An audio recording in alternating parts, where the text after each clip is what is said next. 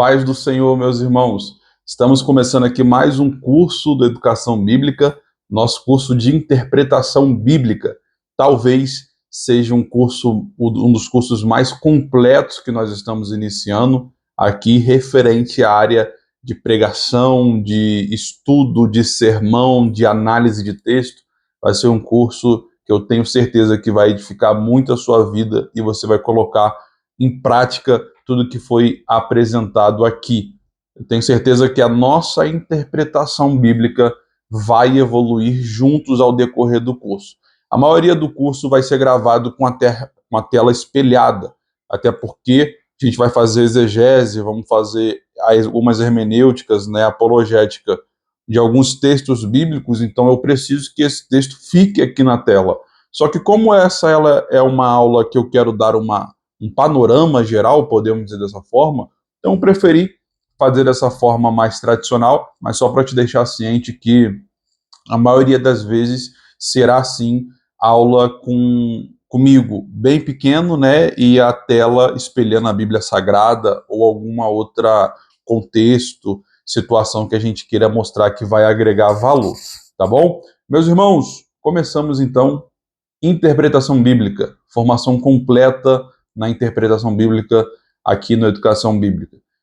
Como é uma aula mais de um panorama geral, nós vamos sim dar conceitos sobre cada tema, sobre os tópicos referentes, mas a gente não vai se aprofundar nesses conceitos hoje, nessa aula, justamente porque eu quero te dar uma base geral sobre o assunto, para depois você ver que a gente vai avançando pelos pormenores sem problema algum, tá bom? Primeiramente, exegese, hermenêutica, são os dois nortes principais. Contexto e aplicação nós vamos ver mais dentro da hermenêutica e já dentro de uma estruturação de sermão. A gente pode dar uma palhinha, mas o objetivo principal desse curso, dessa formação, é fazer com que você interprete a Bíblia de forma mais assertiva possível.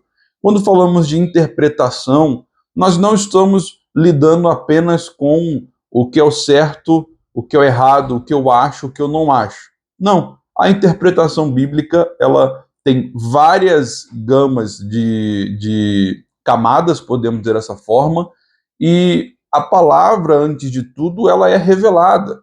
À medida que Deus quer comunicar a sua palavra para um povo específico, Deus pode usar alguém que traga uma aplicação diferente do que nós vamos ver aqui, sem problema algum. Só que a gente sempre tem que ter em mente que nós precisamos observar primeiramente o que o autor quis comunicar. Hoje nós estamos no século XXI, no ano de 2026. 2026 depois de Cristo. Nós temos palavras bíblicas, frases, textos que se remetem a 3.000 anos antes de Cristo. Então, só para você ter noção de que eu não posso pegar a minha cultura atual, eu não posso pegar a minha realidade do hoje e transportar para 4, 5.000 anos atrás sobre os textos bíblicos. Eu preciso ter o olhar que aquele povo tinha antigamente sobre um texto. Então, isso é um dos principais fatores de uma excelente interpretação, que se chama contexto. E aí a gente repete essa frase diversas vezes e nós vamos falar de forma longa sobre ela aqui no curso. Contexto, texto fora do contexto, vira pretexto para heresia. Eu preciso ter o cuidado de entender que todo texto tem um contexto. Todo texto vai ter uma história, que eu não posso isolar esse texto e entender ele a meu bel prazer e fazer a minha teologia própria. Eu preciso respeitar o texto acima de tudo. Então vai ser um curso também, de certa forma, um pouco técnico. Vai ter muita prática, mas vai ser um pouco técnico, porque a gente precisa ter esse respeito pelas Escrituras. E como é que nós herdamos, como é que nós temos esse respeito pela Escritura? Observando o que ela de fato falou, observando o principal objetivo dela para os seus primeiros ouvintes. Quando Paulo escreveu para a igreja de Corinto, ele escreveu com um objetivo para estabelecer uma ordem em Corinto. Eu, como igreja no século XXI, entendendo que aquela carta foi feita no século I, Eu preciso ter noção que ela foi feita para mim, mas não para mim. Como assim, Wesley? A carta aos Coríntios, assim como todo o restante da Bíblia Sagrada, foram escritas para mim, como aplicação que Deus me dá, como algo que nós entendemos que a palavra de Deus, ela é a palavra de Deus de fato, é inerrante, é atemporal, ela é infalível, mas também ela não foi feita exclusivamente para mim. Ela queria comunicar uma mensagem para as pessoas que foram as primeiras a receber a carta ou a intenção do escritor para aquilo. Isso é uma das coisas. Uma outra coisa interessante também que a gente vai observar bem é justamente no fato de contexto literário, contexto do autor também. Eu não posso pegar o livro de Apocalipse, que foi escrito por João, e entender ele, ou melhor dizendo, interpretá-lo da mesma forma que eu interpreto o livro de Mateus. João tem um tipo de escrita, Mateus tem outro estilo de escrita. João tem um propósito pelo qual ele escreveu e Mateus tem outro propósito. Então, quando eu leio Mateus, eu vou ter que ter a noção de que foi quem era Mateus, como é que ele escrevia, como é que ele gostava de comunicar as verdades sagradas. E quando eu leio João, eu preciso ter a certeza de quem era João, de como ele gostaria de se comunicar. Aí eu pego temas altamente polêmicos e até de certo ponto difíceis, e eu tenho uma interpretação mais difícil, por quê? Porque eu pego todo mundo que escreveu a Bíblia e interpreto como uma maneira só. Não, a Bíblia tem literatura, a Bíblia tem poesia. Eu não posso levar a poesia bíblica ao pé da letra. A Bíblia tem cartas doutrinárias, eu não posso interpretar uma doutrina como eu interpreto uma poesia. A Bíblia tem coisas literais e coisas alegóricas. Eu não posso interpretar uma alegoria como literal.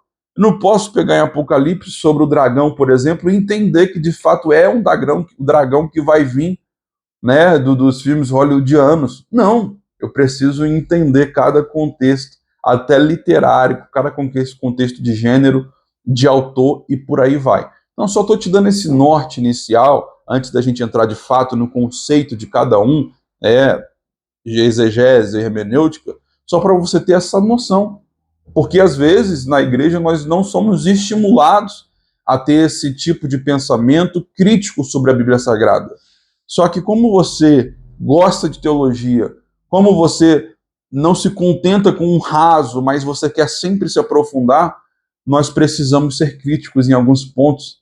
E você vai ver nesse curso que tem muitas coisas que estão sendo faladas que a Bíblia não diz. E pelo contrário também, tem muitas coisas que a Bíblia diz no seu âmago da profundidade teológica que pessoas falam com uma comunicação simples que nem elas mesmas imaginam. Eu mesmo passei por uma experiência recentemente, algumas dessas acontecem, né? Eu respondendo a algum dos alunos, eu veio na minha mente na hora a resposta, eu pensei que fosse até uma revelação, e eu creio que foi uma revelação de Deus acerca de alguns assuntos que eu não tinha um domínio, e nessa resposta eu falei, Senhor, será que eu acabei de criar uma teologia nova? E aí eu fui pesquisar para ver se essa linha de fundamento que eu apresentei para a pessoa, que veio na minha cabeça na hora, foi realmente algo novo. E pela minha surpresa, né, minha zero surpresa, claro que não, já tinha sido algo fundamentado.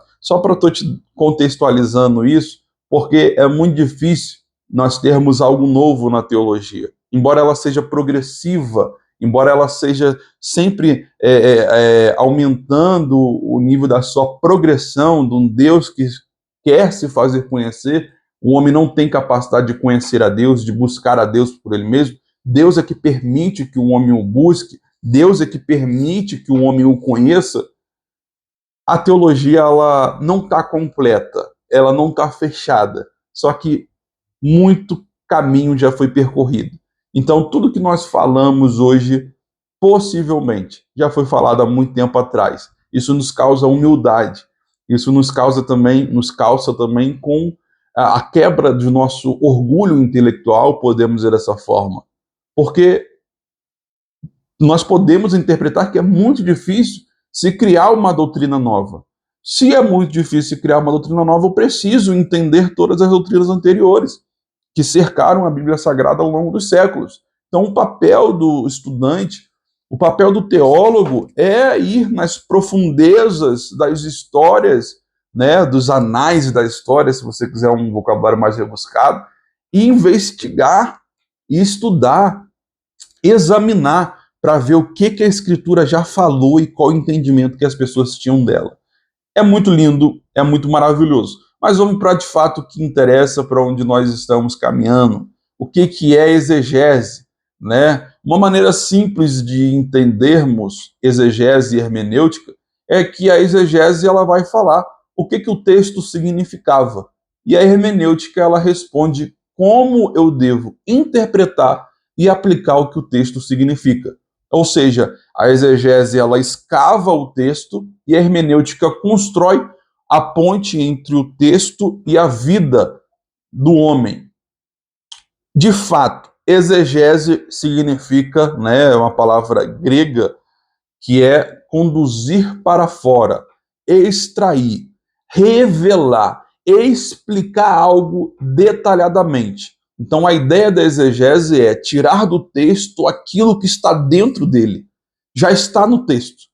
O exegeta, que é o que pratica exegese, que é você, a partir de agora, ou antes também nas suas experiências de preparação de sermão, de estudo da Bíblia, você já estava fazendo exegese. Só que a gente tem algumas ferramentas que vai nos aperfeiçoando e eu vou ter o prazer de compartilhar com vocês nesse curso. Então, o exegeta, ele não coloca ideias dentro do texto. Ele descobre as ideias do texto e chama para fora. Por isso que o exegeta é como se fosse um arqueólogo. Ele vai escavar as profundezas para poder achar o verdadeiro tesouro. Então a Bíblia ela está acessível a todo mundo, mas ela não é entendível para todo mundo. Guarda isso. A Bíblia é acessível para todo mundo, mas não é entendível para todo mundo. Não é porque eu sei de versículos bíblicos que eu consigo interpretá-la de forma certa. Eu posso ser o maior repetidor de versículos do mundo. Se a minha interpretação dela não for uma interpretação saudável, eu vou naufragar, eu vou falhar. Então o exegeta ele não coloca as ideias nenhuma no texto, ele apenas descobre a verdadeira ideia do texto, né? As ideias que o texto fornece. E existem 5 pilares da exegese.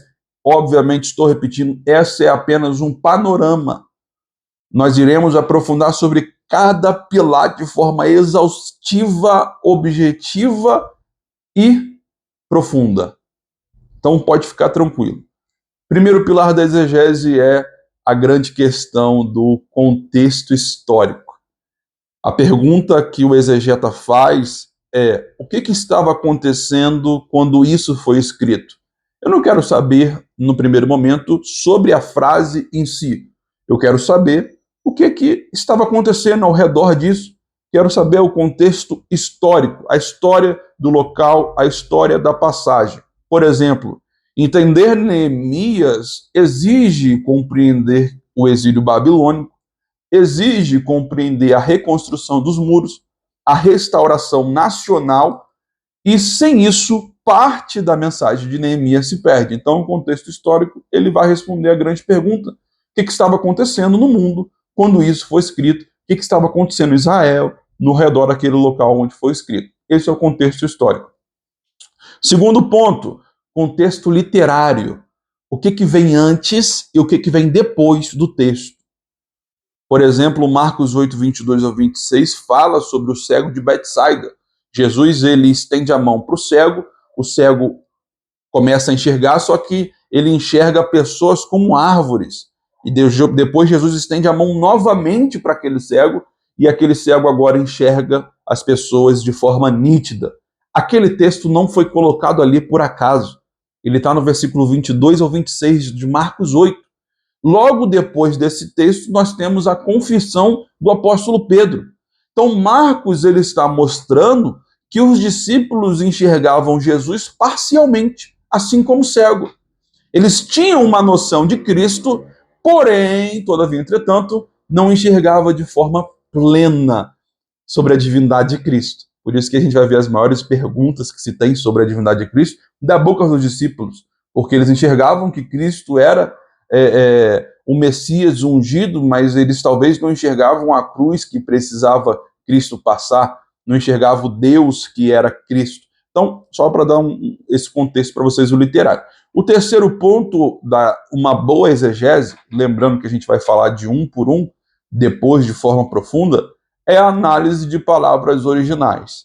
E aí é a grande questão. O que o autor quis comunicar através da língua original? A nossa Bíblia ela é perfeita, meus irmãos. Eu não estou aqui falando contra a escrita bíblica, porém, nós precisamos ter a consciência, ainda mais nesse curso, que as palavras, elas não perdem o valor, mas elas podem sim ser alteradas na sua profundidade de acordo com os séculos, o que é super normal. É super normal. Você tem uma palavra no século I que você não usa mais ela. Então, os séculos vão passando e os críticos textuais, né, os exegetas, os grandes escritores bíblicos, eles vão pegar uma palavra da sua realidade que vai se aproximar daquele entendimento. Então, por exemplo, arrependimento. Arrependimento a gente olha muitas vezes como tristeza, como amargura, desculpa. E a palavra bíblica para arrependimento é metanoia, que significa mudança de mente, mudança de direção, transformação de perspectiva. Percebe-se que a palavra é idêntica, mas o significado é totalmente diferente. Ele tem uma profundidade maior. Não é só a tristeza, é mudança da mente. Então, metanoia, que é o arrependimento, que foi a palavra original ali citada, quando foi traduzida para o português, ou para o inglês, ou para qualquer outro idioma, eles precisavam pegar algo do idioma parecido com isso. E aí eles pegaram o arrependimento. A pessoa se arrependeu, ou seja, ela pediu desculpa, ela se arrependeu, ela sentiu tristeza sobre aquilo. Agora, no grego, no original, ele é muito mais profundo. É mudar de mente. Então, a pessoa mudou de mente, a pessoa mudou de direção sobre esse assunto. Olha a profundidade que eu entrego através da exegese desse recurso maravilhoso, que é a análise das palavras originais. Tá bom? O quarto ponto de uma boa exegese aqui, eu vou pedir a ajuda de vocês, que eu não fui bem em português, mas a gente vai tentando de pouco em pouco. E é a grande gramática e estrutura, né? Porque a exegese também, ela acontece quando você pergunta para o texto como que essa frase foi construída. Quando Jesus diz, por exemplo, tetelestai, João ele usa o perfeito do grego. Ele não significa estar terminado ou estar consumado apenas. Não, Wesley, mas pelo amor de Deus, eu vivi aprendendo que a tetelestai está consumado e acabou. Não é só isso, meus irmãos. Está consumado, está certo? Sim, mas ele está incompleto. Porque o original ali significa foi concluído e permanece concluído. Não é estar só consumado, ele permanece consumado. Isso traz uma profundidade, uma riqueza de interpretação bíblica muito grande, justamente pelo fato de que, quando Jesus fala tetelestai, ele fala, eu estou concluindo a obra aqui, e eu continuo concluindo ela no coração de cada cristão a partir de agora. Percebe-se com uma frase que era só acabou aqui, a gente pensava que era só no primeiro século, ganha uma dimensão muito maior, justamente pelo fato da gramática que a gente tem que analisar de forma mais calma e mais tranquila. E o quinto ponto de uma boa exegese é intenção do autor. O que o autor inspirado pretendia comunicar? Por exemplo, João capítulo 20, versículo 31, vai dizer, estas coisas foram escritas para que creias. Logo, nós temos que entender que todo o evangelho de João não foi escrito apenas para informar, foi escrito para gerar fé, foi escrito para gerar a crença dentro de nós. Então percebe que eu descobrindo a intenção do autor, o texto fica muito mais tranquilo, fica muito mais equilibrado, muito mais saudável. Beber água. Amém, meus irmãos? Exegese, então, contexto geral, esse panorama geral, a gente vai voltar a falar um pouco dela nessa aula mesmo, mas agora a gente vai partir para a hermenêutica. O que significa hermenêutica? Hermenêutica, né, uma outra palavra grega, hermeneia, que é interpretação, explicação, tradução, A hermenêutica é a ciência e a arte da interpretação. Existem hermenêuticas em tudo quanto é lugar, ainda mais no mundo jurídico. Só que nós tratamos aqui da hermenêutica bíblica. Então, ela pega o resultado da exegese, ou seja, é um trabalho conjunto. Ah, eu sou um bom exegeta, eu não sou bom hermenêutico. Pode acontecer. Só que não tem como você falar que é bom em hermenêutica e não ser bom em exegese. Porque uma ação ela vem depois da outra. Eu posso parar na exegese e ficar, não, só estou na exegese aqui, não vou aplicar nada. Só quero aqui só a história toda. Eu posso parar na exegese sem problema algum. Só que se eu quiser avançar na minha vida relacionado a sermão, relacionado à preparação, à aplicação para a igreja, eu preciso ter uma excelente exegese e o resultado dela vai ser uma excelente hermenêutica. Porque a hermenêutica ela vai pegar tudo que a exegese falou sobre um texto e ela vai transformar aquilo em interpretação para o nosso hoje, para a nossa realidade.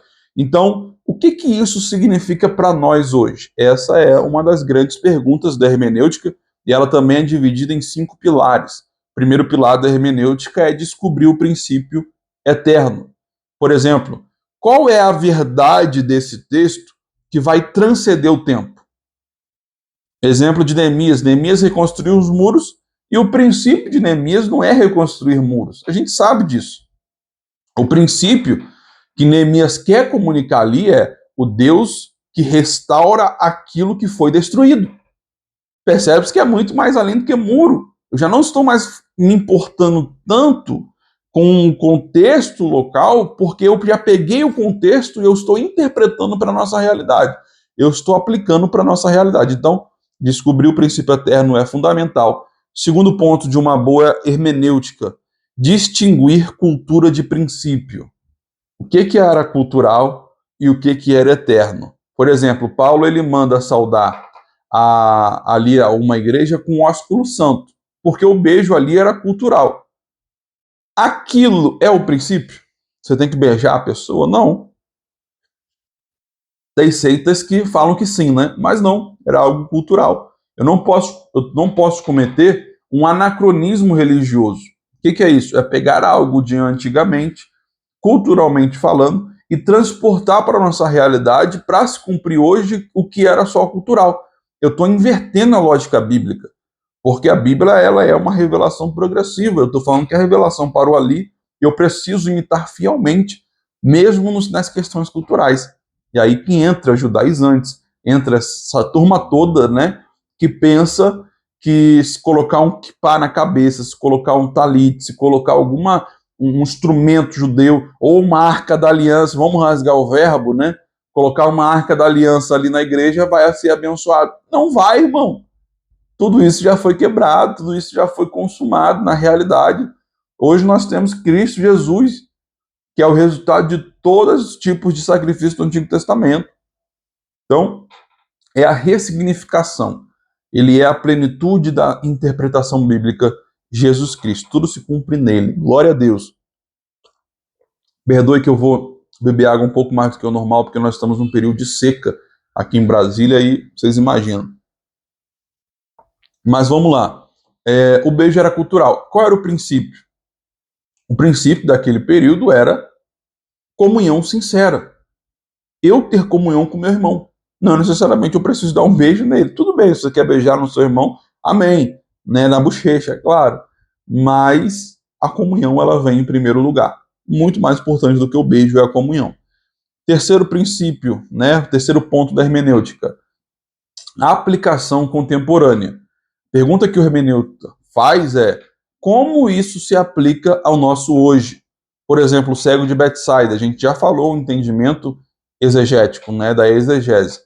O hermenêutico ele pega o princípio, né, que Deus trabalha através de processos, esse é o princípio do texto, e a aplicação dele é que nem toda resposta vem de forma instantânea.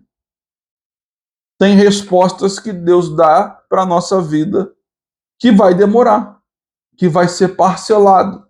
Quem nunca passou por isso? Deus te entregou algo, você sentiu de fazer algo, e Deus ficou em silêncio, e Deus falou, não, eu não vou revelar tudo agora não.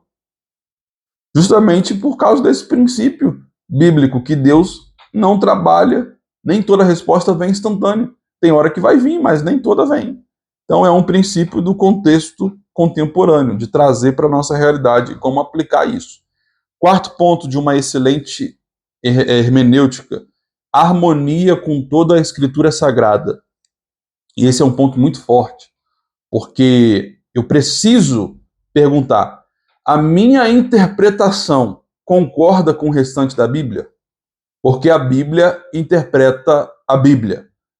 Então, uma interpretação que contradiz claramente o Evangelho provavelmente está errada.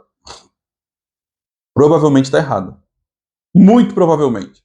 Então eu preciso ter a Bíblia como a minha maior fonte de interpretação dela mesma. A Bíblia interpreta a própria Bíblia. Essa é uma das máximas da hermenêutica. E por último, também para uma boa hermenêutica, nós temos, não menos importante, né, mas a centralidade de Jesus Cristo. Eu tenho que perguntar, como é que esse texto aponta para Cristo? Jesus ensinou isso em Lucas capítulo 24, versículo 27, começando por Moisés e por todos os profetas. Ou seja, toda a Escritura vai convergir para Cristo. Tudo que está aqui ao nosso alcance, acessível a nós, vai ter que ter o apontamento para Cristo, a centralidade para Cristo. E aí é uma história que eu havia visto de Tim Keller, né, que ele estava, um dos grandes teólogos hoje, com certeza um dos maiores. Ele estava preparando sermões para a igreja dele e ele era muito perfeccionista. Ele começava a trazer vários contextos, trazer várias histórias para fundamentar o sermão, argumentações a favor. Então era um sermão muito técnico, podemos dizer dessa forma, para pontuar todos os pontos ali permanentes do texto. E ele perguntou uma vez para a esposa dele: o que você acha do meu sermão? O que você está gostando? Ela: não, é bom, eu amo seus sermões. Ele perguntou com sinceridade o que ela podia fazer para melhorar. E aí ele chega para a esposa chega para ele e fala: quando você fala, todas as pessoas prestam atenção no que você está falando. Elas param tudo e começam a escrever o que você está falando, porque isso é um acervo de informação, é algo que realmente pode mudar a vida dessas pessoas. Só que existe um momento que a gente não consegue mais escrever. Existe um momento que as palavras se perdem e os nossos rascunhos eles são enchidos com lágrimas, que é quando você começa a falar de Cristo, daquele Cristo. E já que você me perguntou sobre um feedback referente ao seu sermão, sobre uma opinião, você tem demorado muito tempo para chegar em Cristo. Pula logo essas partes e avance para Cristo. Meus irmãos, a gente sempre tem que entender que toda a centralidade da nossa vida é Jesus Cristo. Tudo o que nós vamos fazer, nós precisamos colocar Jesus Cristo como centro das nossas vidas. Isso pode ser um pouco contraditório, podemos dizer dessa forma, mas eu posso correr o risco de ter um sermão maravilhosamente bem, tecnicamente falando, e não ter Cristo como seu centro. Então de nada adianta, de nada importa, de nada vale. Teologia sem amor, teologia sem Cristo, é apenas mais uma ciência qualquer. Você vai estar apenas se informando, você vai estar apenas agregando conhecimento. Só que quando nós temos Cristo no centro dela, quando o nosso sermão ele é muito bom porque ele precisa ser, mas que tenha Cristo como centro, que vá convergir para Cristo, você pode ter certeza que o propósito de Deus foi estabelecido ali naquele lugar. Você pode ter certeza absoluta disso. Então que a gente busque essa centralidade de Cristo em todos os momentos. Se eu for dar uma saudação, que o centro da minha saudação seja Cristo. Se eu for ter uma oportunidade para pregar, que o centro da minha pregação seja Cristo. Eu posso, claro, pregar em assuntos que vão fazer diferença, né, que vai ter um tema um pouco diferente, como por exemplo de Neemias mesmo, sem problema algum. Às vezes não tem como eu encaixar o Cristo histórico naquele lugar, assim como se eu pegar alguma parábola e falar sobre ele. Mas eu preciso, na minha aplicação, ter Cristo. Neemias, por exemplo, sobre muro, sobre a reconstrução, que Deus é um Deus que reconstrói, eu posso falar que através de Cristo, quando nós chegamos a Ele, Ele reconstrói os pedaços dos nossos corações, Ele tira as nossas dores e levanta a nossa vida. Só dando um exemplo para você entender que as aplicações elas precisam ser sobre Cristo. Até tirei o R aí no final. Mas vamos avançar, né? Então, por exemplo, vamos dar um exemplo aqui, seria bom até com a Bíblia aberta, mas como essa aula, já expliquei para vocês, é mais panorama, a gente está gravando primeiramente somente aqui com o rosto. Marcos 8:23 ele vai dizer: tomando o cego pela mão, levou-o para fora da aldeia. Quem é isso daí? Jesus. Jesus pega o cego pela mão e leva para fora da aldeia. O que a exegese ela vai fazer? Ela vai buscar o contexto, primeiramente. Qual é o contexto? É Betsaida. Então eu tenho que estudar sobre Betsaida. Seria interessante se eu estudasse, né? Depois, o contexto literário é que Jesus está próximo da confissão de Pedro. Então é um caminho, um exemplo para você mostrar o maior exemplo que a Bíblia nos fornece sobre isso, tá? Depois, a palavra, o contexto gramatical, né? A palavra tomando indica o quê? Uma condução firme. Então eu vou estudar a partir disso, essa condução firme que Cristo tomando, ou seja, parece que ele não teve opinião, que Cristo pegou ele pela mão e puxou. É Cristo que nos conduz a ele, senão nós não temos capacidade de ser conduzidos, de irmos até ele pela nossa natureza pecaminosa. Estou dando um exemplo. Entendeu? O quarto ponto, que o cego depende totalmente de Cristo. O cego depende totalmente de Cristo. E o quinto, né, da exegese é que o milagre ele será progressivo. O quinto da exegese é que o milagre será progressivo. A parte é a intenção do autor. O que o autor quis comunicar? Que o milagre era progressivo. Então, isso a gente precisa ter em mente sobre Marcos 8:23. Qual é a conclusão exegética sobre o texto? Né? Que Jesus deliberadamente conduz um homem para fora da aldeia antes da cura acontecer. Jesus deliberadamente conduz um homem para fora da aldeia antes da cura acontecer. E aí, na hermenêutica, em cima disso, Wesley, como é que eu vou fazer a hermenêutica? Volto a repetir, tá? A gente vai ter vários exemplos, vamos ter aulas específicas sobre isso, para você ter esse gosto aí e esse combustível continuando.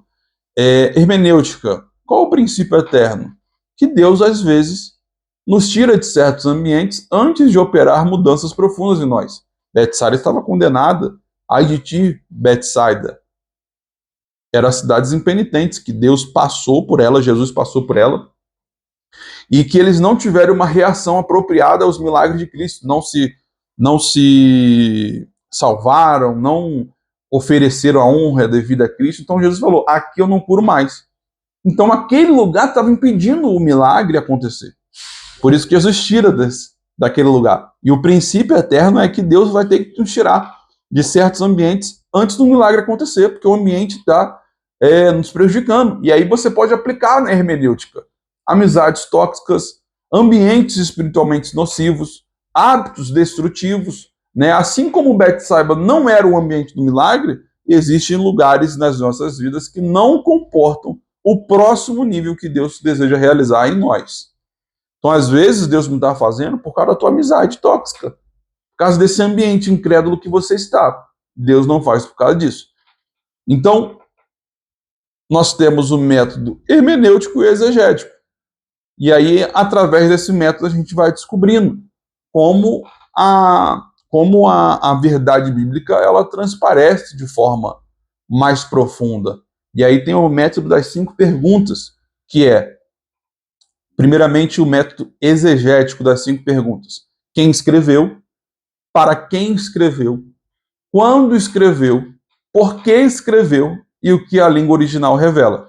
Manda para mim uma mensagem depois, para até saber que você chegou até aqui.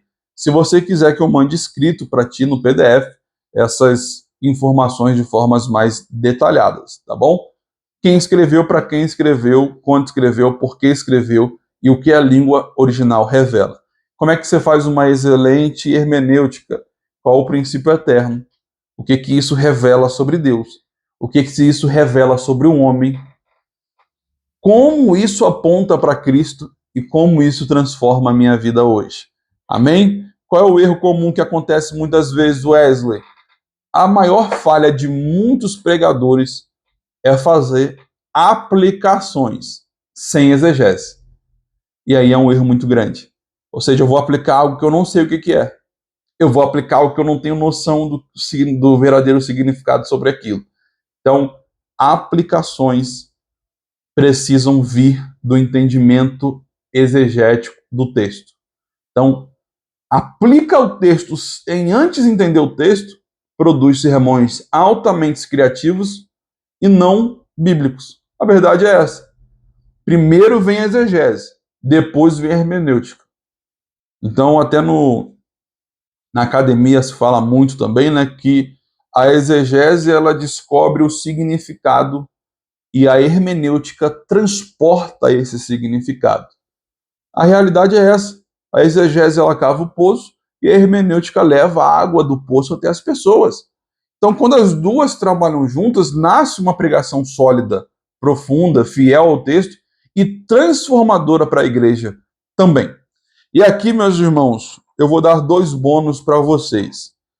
O primeiro bônus é apologética bíblica, o segundo bônus é exegese. Exegese, com E. Por que eu estou falando isso? Porque a apologética, a gente tem até um curso de apologética, que é a defesa da fé, só que é uma apologética doutrinária, né? Uma apologética para o nosso meio cristão. O que eu vou dar para vocês de bônus, alguns materiais, né, algumas videoaulas, é justamente a apologética do texto. É como você defender o seu texto, ó, tá repreendido, o seu texto academicamente falando. Você vai aprender a defender ele, a gente vai ver uma das doutrinas dela, tá? É claro que em menor proporção do que a exegese hermenêutica, que é o que a gente se propõe a falar mais. E a exegese é algo um pouco mais recente, mas esse termo ele sempre, por mais que ele foi cunhado agora, o conceito ele sempre existiu, que é o quê? A forma que as pessoas pronunciam a palavra de forma errada. A exegese, ela não é tirar do texto, é colocar dentro do texto. Ou seja, quando alguém faz uma exegese que nós somos suscetíveis a fazer, infelizmente, é eu pegar as minhas ideias e colocar as minhas ideias do texto. Aí é o erro. Eu nunca posso fazer isso. Nunca. Eu nunca vou ter uma opinião e minha opinião tem que ir para dentro do texto. É sempre o contrário. O texto tem que me dar a opinião dele e a partir disso eu formo minha opinião. É um perigo muito grande. São 2 bônus que eu liberei para vocês, eu vou liberar para vocês, tá bom? Então, até porque também pode elevar muito o seu nível de estudo de pregação. Você pode fazer uma mensagem só apologética, só defendendo sobre a ressurreição, por exemplo. Olha que coisa linda. Ou você pode defender com um ateu ou com alguma pessoa que venha ter dúvidas acerca da fé voltado para o texto bíblico, tá? Então vamos avançar? Rapidamente, a apologética ela vem do grego, que é a defesa, justificativa ou argumentação em favor de algo. Isso significa apologética. Não é você pedir desculpa, é defender uma verdade. O texto-chave é até 1 Pedro 3,15, que é o que eu usei no curso de apologética, que inclusive, se você não tiver o curso de apologética, mande mensagem. Você está fazendo esse curso aqui, você pode ter certeza que vai ter uma condição especial para você ter o curso de apologética também. Lá a gente tem aula sobre catolicismo romano, sobre espiritismo, CCB, testemunho de Jeová. Nós temos aulas lá na apologética sobre Mormon. Então, são várias denominações, né, que são seitas consideradas aos nossos olhos como evangélico cristão, que são seitas porque elas se afastaram de uma verdade fundamental de Cristo, e é isso que denomina uma seita. Então lá a gente tem um curso completo sobre essas seitas e como se defender, o que elas estão errando mediante a Bíblia e como argumentar contra isso, tá? Muito bom. Seitas e heresias, apologética também, desculpa. Nós temos dois, na verdade, de apologética. Seitas e heresias, que é a defesa da fé do nosso cristianismo mediante a religião cristã, tá bom? Que é a nossa, do evangelho, a defesa das argumentações das verdades bíblicas que nós acreditamos. E nós também temos um curso de apologética, só que a apologética é que tá. Perdão, que eu confundi aqui, é muito curso, graças a Deus. A apologética que nós temos curso, ela é um curso de defesa da fé racional. Então ela fala muito mais sobre a existência de Deus. Lá tem argumento cosmológico, que é você olhar para o universo e onde é que está Deus no universo. Tem um argumento cosmológico que prova que existe um ser superior ao universo. A gente usa física, a gente usa química, argumentos bem bacanas. Tem sobre a moralidade, que é um argumento muito forte para o ateu, mas você fazendo o curso de apologética, você vai conseguir responder de forma firme, que é se Deus é bom, por que o mal existe? E por aí vai. A diferença é que na apologética do curso específico da apologética, a defesa é Deus. Deus existe ou não, e ao redor de Deus. Na seitas e heresias, a defesa vou dar um exemplo, nossa corrente teológica. Entendeu? Mediante a Bíblia Sagrada que nós acreditamos. Nessa apologética que nós estamos dando como brinde aqui, inclusive daqui a pouco eu acho que eu vou até juntar os três. Nessa apologética que nós estamos como brinde aqui, que é novidade, é a apologética do texto. É a pessoa olhar para o texto e falar: eu confio nesse texto por causa desse fato, desse fato, desse fato. A gente vai usar muita história, muita arqueologia, muita ciência, né, muitos argumentos que vão fundamentar a argumentação do texto. Contextualizei? Amém. Glória a Deus. Então, apologética vem de apologia, né, a palavra grega, que é defesa racional da fé. O que faz um apologeta? O apologeta ele procura responder perguntas como: Deus existe? A Bíblia é confiável? Jesus realmente ressuscitou? Os evangelhos eles são históricos? Como eu vou responder ao ateísmo? Como eu respondo às seitas? Como eu respondo às falsas doutrinas? Tudo isso, né? Então tem 5 pilares também. O primeiro pilar da apologética é defender a fé. Mostrar que a fé cristã possui fundamentos sólidos. Esse é o primeiro pilar. Segundo, refutar erros. Identificar heresias e falsas doutrinas, por exemplo, o gnosticismo, né? Que é um Deus que é fora, que é um controlador, mas não é Deus o nosso que nós acreditamos. Testemunho de Jeová, liberalismo teológico e por aí vai. Refutar erros. Terceiro ponto, demonstrar a confiabilidade das escrituras, com os manuscritos, arqueologia, histórias, profecias, o quão isso é confiável historicamente falando. A gente vai abordar também nesse programa. Defender a divindade de Cristo, quarto ponto. Um dos principais trabalhos apologéticos da história é a gente pegar Cristo e quais são as provas históricas da ressurreição de Cristo, sobre as testemunhas oculares, vivendo em momentos diferentes, falando acerca de uma pessoa. Como é que em momentos diferentes, pessoas diferentes sobre uma pessoa vão ter essa profundidade? As pessoas elas viram, né, a harmonia das escrituras, e as pessoas elas viram Cristo ressurreto. Não foi uma, duas, três, foram mais de 400 pessoas. A gente vai dar esses argumentos favoráveis a vocês também. E também, né, remover os obstáculos da fé. Meus irmãos, nem sempre a apologética vai converter alguém. Eu preciso ser claro com vocês. Porque quem converte é o Espírito Santo, mas ela vai remover a barreira intelectual que impede essa pessoa de intelectualmente se converter. Por exemplo, uma pessoa pode dizer, né, Jesus ressuscitou. O exegeta ele pergunta: o que o texto realmente está dizendo sobre isso? O hermeneuta pergunta: como aplicamos esse texto para o nosso hoje? E o apologeta pergunta: quais evidências existem para a ressurreição de Cristo? Essa é a grande questão, esse é o brilho da apologética que nós vamos desenvolver também juntamente com vocês. Outra situação, exegese, né, com E. A gente chega a algo aqui muito importante, porque exegese é para dentro. Exegese é tirar do texto. Exegese é colocar no texto. Ou seja, eu coloco as minhas ideias dentro do texto. Enquanto o exegese pergunta, a exegese, né, pergunta o que o texto diz, a exegese pergunta o que eu quero que o texto diga. Por exemplo, Filipenses 4,13, posso todas as coisas naquele que me fortalece. Esse é um exemplo clássico, porque o exegeta, ele fala que Paulo está falando sobre viver na fartura, na escassez, na abundância, na necessidade. E o exegese não, o exegeta, aquele que coloca a ideia no texto, ele fala, eu vou ganhar na loteria porque eu posso todas as coisas. Eu vou pular daqui desse monte e voar porque eu posso todas as coisas. Isso não está no texto. Foi colocado no texto. Olha o erro. Davi e Golias, né? Enquanto a exegese boa, pura, ela vai falar, o texto revela que Deus usou Davi para libertar Israel.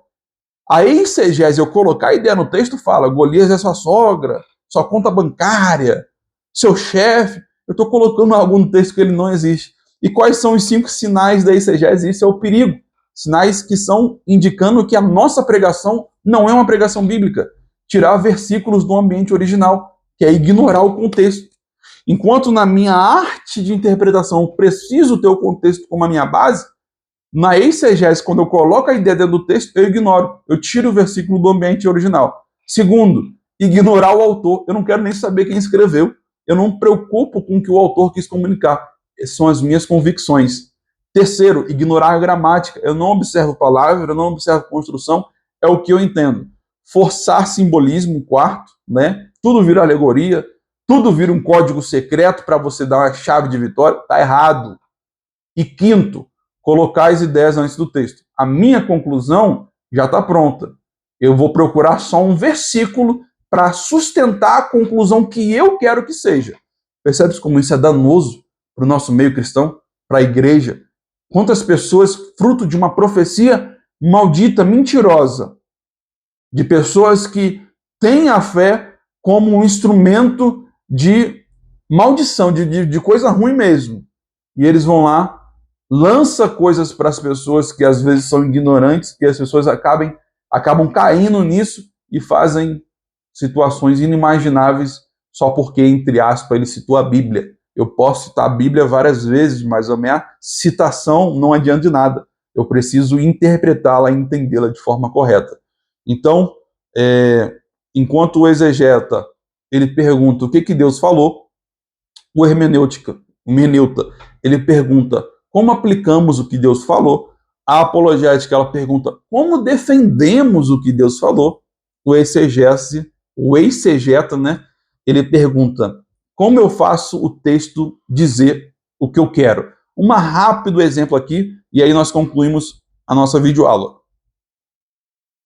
O mesmo texto de Marcos, que a gente se debruçou bastante sobre ele, sobre o cego de Betsaida, que saiu da cidade para ser curado, a exegese fala que Jesus leva o homem para fora da aldeia. Vai analisar o contexto, vai analisar a gramática, vai analisar o propósito, vai analisar a narrativa. Amém. O hermeneuta, ele aplica falando, Deus às vezes nos tira de certos ambientes antes da transformação. Amém, glória a Deus, é isso. E o apologeta, o que ele faz? Ele defende os evangelhos de relatos históricos confiáveis e não é uma mitologia inventada, ou seja, aquilo que Jesus viveu, aquilo que Marcos escreveu, foi realmente escrito naquele tempo com pessoas reais. Então ele vai fazer essa defesa. E o exegeta? E aquele cara ruim, né, que vai procurar a interpretação a seu bel prazer? Ele vai falar, Jesus deu exatamente 57 passos para sair da aldeia, porque o número 57 representa prosperidade na sua vida. Então, se você der 57 passos em rumo ao que Deus quer, Deus vai te alcançar e vai te abençoar e vai te curar. O texto nunca falou disso, meus irmãos. O texto nunca falou disso. Então, algo que nós temos que guardar, a exegese é ouvir o texto. Hermenêutica é compreender o texto. Apologética é defender o texto. E exegese é fazer o texto dizer aquilo que ele nunca disse. Eu vou liberar essa aula Você pode mandar para algumas pessoas que você acha que se interessam por esse assunto, tá? Não vai ser fechada. É a primeira aula da nossa formação bíblica, da nossa formação de interpretação bíblica, da nossa escola de interpretação, e a primeira de muitas. A gente vai ter mais de 30, mais de 40, creio eu, horas de videoaulas, né? Para a gente poder falar tema por tema e aprender a sair daqui fazendo uma excelente exegese, uma excelente hermenêutica, uma excelente apologética e também, né, totalmente indo contra a exegese, uma precaução para não cair na exegese também. Mande essa aula para quem você acha que se interessa por teologia. Um assunto tão nobre, tão gostoso como esse, merece ser compartilhado. Fiquem com Deus. Deus abençoe a todos.